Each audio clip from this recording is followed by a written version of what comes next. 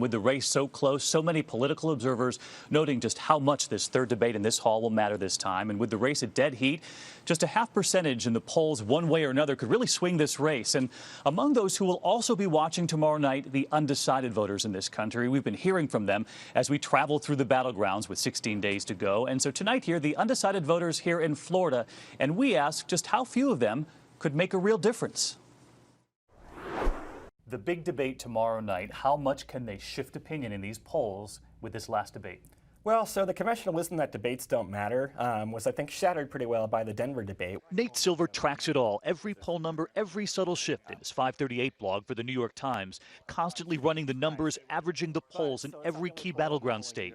And with the national race now tied tonight, Silver says right now, the president's numbers in the Midwestern battleground states give him a very slim edge, which is why both candidates this evening are concentrating on that last chance on the stage to reach the undecideds. How many undecideds into this final debate?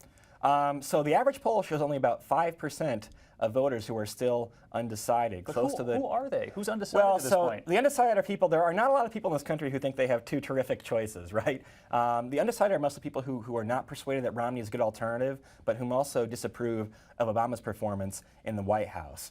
Here in Florida, we went looking for those undecided voters, and they're not easy to find. Third and final debate. Will you all be watching tomorrow night? Yes, absolutely. Definitely. Two of the three have decided, but Michelle Sasko in the middle has not. Still not convinced whose economic plan is most fair. They need to help people more, focus on all the people that are falling through the cracks. You're voting President Obama, you're voting Mitt Romney. You're going to be the deciding vote. Yes. We'll check back in with you. Frank Merkel leaning Obama, but he says Romney in that first debate earned a second look. I would be for Obama, but Mr. Romney's very effective campaign and brought up a lot of good issues. So you really are going to be watching closely this third debate? Definitely. Absolutely, yes. I would think a lot of people are. In fact, convincing the few undecided voters who remain could change the race. Just ask Nate, who says tomorrow night the candidate who moves the needle even by a fraction could win. If one candidate gets even a half a point gain, even a 1 point gain, because it's so close, that could swing the election.